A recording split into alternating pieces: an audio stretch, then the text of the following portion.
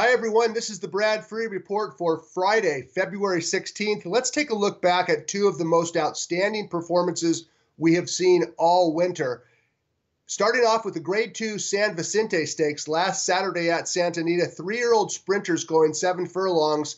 And while the winner of the race, Kantaka, received all kinds of accolades, deserving accolades, for his come-from-behind win, that's Kantaka on the far outside, taking advantage of an excruciating pace and winning clear by more than 3 lengths with a 99 Beyer speed figure. Hats off to Kantaka. However, the most impressive performance in this race was by the runner-up Nero. He was 1 length off a 44 1/2 mile, and he stuck around and finished 12 lengths clear of third. Kantaka won the race. Nero ran super in defeat, and he is back, trained by Bob Baffert, and he'll be in some important race somewhere, and so will Kantaka. A couple good 2-year-olds, a couple good 3-year-olds. As for the favorite Axeman, he was running to the ground by a severe pace duel. So watch out for Nero next time he shows up. He might be a little bit under the radar. Here's a filly that's not under the radar. Her name is Unique Bella,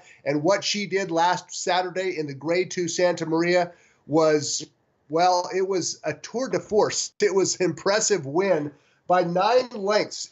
In the Grade 2 Santa Maria, she earned a 109 Beyer speed figure. This is Unique Bella winning in a romp, her second consecutive win following her win on opening day in the Grade 1 La Brea Stakes. This filly is very, very good, and we're going to see her a lot this year. She's trained by Jerry Hollendorfer. So is Kantaka, by the way, trained by Hollendorfer. He had a big weekend. But Unique Bella, she stole the show last weekend at Santa Anita, and she has emerged as the top older filly or mare in the country, but she will have some company soon. Let's take a look at the list of top fillies and mares, main track fillies and mares. Unique Bella, she'll run next, March 17th in the Grade 1 Santa Margarita. I can't see her getting beat. Abel Tasman, she's up to a half mile in her workouts. She worked a half mile on Thursday. She has not started since her runner-up finish in the Breeders' Cup Distaff. Trainer Bob Baffert has yet to specify her comeback race. That's in line with how Baffert operates. He waits till they get close, and then he looks for a race.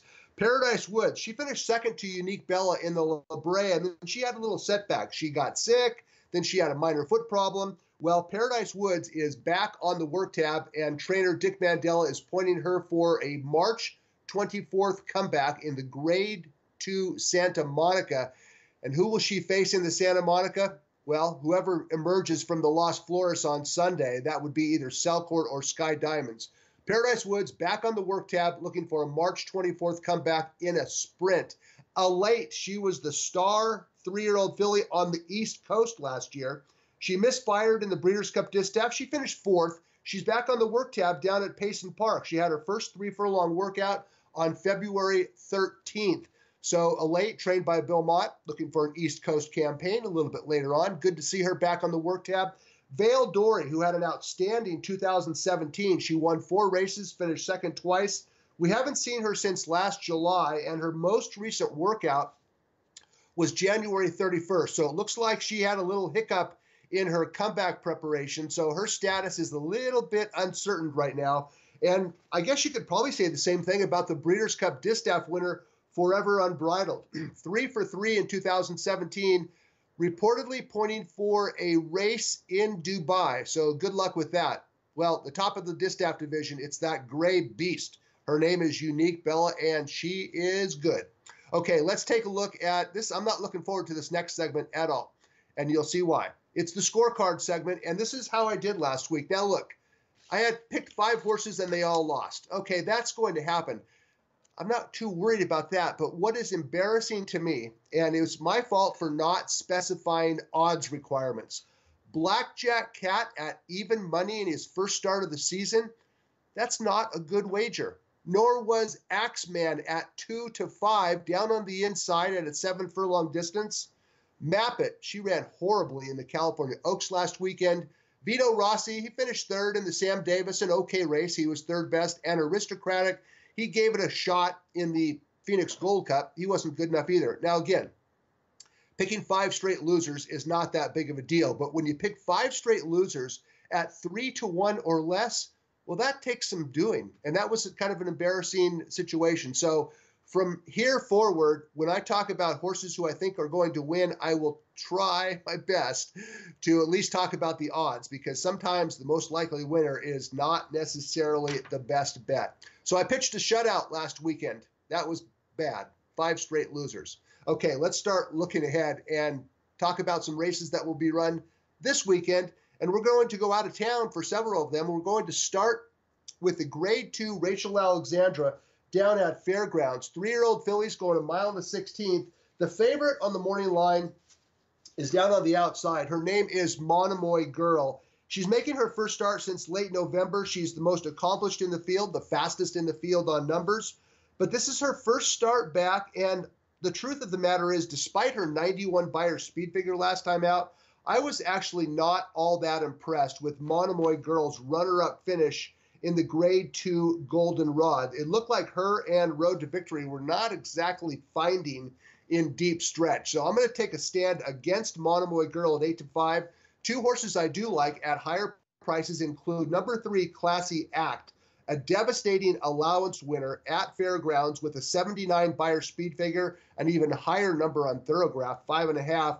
And the horse that I'm really looking forward to watching run and perhaps wagering on, her name is Testing 1-2, and she's taking on the big girls after her 3rd consecutive win at Delta Downs. It was January 12th at Delta Downs in the Take Charge Brandy, and that's Testing 1-2, splitting horses off the turn and running away by 4 lengths. This was an impressive win by a daughter of Star Guitar. Star Guitar is turning out to be one heck of a stallion down in Louisiana, and Testing 1-2, 3 for 3. She gets tested for class on Saturday in the Rachel Alexandra. She might be up to the challenge. So here's the deal. I like 2 horses in the race. One of them is Testing 1-2. The other one is Classy Act. Can you bet more than 1 horse? You better believe you can, and I will be betting them both, as long as they start at 5-1 or higher. If they drop below that, no play. But at 5-1 or higher, I'm going to bet them both. Testing 1-2 and Classy Act. Okay, let's go local to Santa Anita for the Grade 2 Buena Vista Stakes. And boy, you talk about an evenly matched bunch. Fillies Mares going a mile on grass, and the favorite on the morning line, you can't really knock her. Madam Stripe, she careered it last time out. She won the Grade 3 Megahertz with a perfect trip. She is the 3-1 favorite on the morning line. Looking forward to watching her come back and see if she can do it again. That was her best career start in career start number 17. What is the likelihood she can career it 2 times in a row? I'm not so sure about that. My top selection is number 2, Madam Dance-A-Lot. She finished 2nd last time out in the Grade 1 American Oaks on December 30th. She's facing older fillies and mares for the first time, but she is good. She's still developing, and she's trained by Richie Baltas. And if Madam Dance-A-Lot can blast home, she should or can win the Buena Vista. But there's a 10-1 shot in here that interests me quite a bit. Her name is Sweet Charity, and she had been away for close to a year, from April to January, until her recent comeback in a 2 other than January 7th at Santa Anita, trained by John Sadler. And take a look at this turn of foot by Sweet Charity on the far outside. She was virtually last into the lane. Rafael Bejarano pushed the button, and here comes Sweet Charity storming down the middle of the racetrack to win going away. It was a 2 other than. I understand that, but it was an impressive 2 other than, and the class distinctions have grown a lot more cloudy of late in California. Sweet Charity might be up to the challenge. She's listed at 10-1 on the morning line. My top selection is Madam Dance-A-Lot. Maybe we can bet them both in that race as well. Madam Dance-A-Lot and Sweet Charity. Okay, let's go up the coast to Golden Gate Fields for the $100,000 El Camino Real Derby. It's a mile and 1/8 on synthetic, and a very interesting group of 9 3-year-olds going a mile and 1/8. The favorite on the morning line, probably the horse to beat. His name is Choo Choo. He won the Cal Derby on January 20th. But the most interesting horse in the race, from at least in my opinion, happens to be a filly. She's down on the inside. Her name is Paved, and what she did 3rd time out was decisive. It was a maiden race at Santa Anita on January 6th, race number 4, and Paved uncorked a quick turn of foot, and she crushed the field. She won by more than 5 lengths. She earned a big number in the process, an 88 Beyer speed figure. Turf horses can reproduce their form on synthetic at Golden Gate Fields. The question for Paved is, how will she respond running against Colton Geldings? And is 2-1 a fair price? I'm going to say no. I'm very interested to watch her run.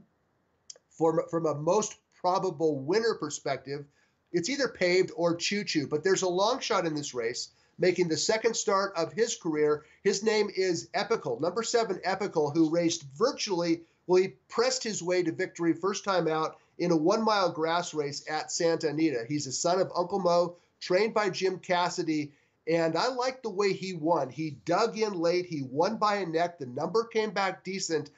Epical is listed at 10-1. Is he good enough for this group of seasoned 3-year-olds? We're going to find out, and we'll find out at odds of 10-1. So look for Epical to at least outrun his price in the El Camino Real Derby. Okay, finally, let's go out to Turf Paradise, where my luck has not been very good of late. Let's talk about the Turf Paradise Derby. It's a $50,000 stakes race, a mile and 1/16th, and the favorite is number 9, Primo Touch. And all Primo Touch did last time out was win a route race by more than 12 lengths. Primo Touch number 9 is listed as the 5-2 favorite on the morning line based on his last out win in the StarTac Stakes. Primo Touch dominated the StarTac Stakes to win clear by 12 lengths. Here's the problem with Primo Touch. I know it's not really a problem.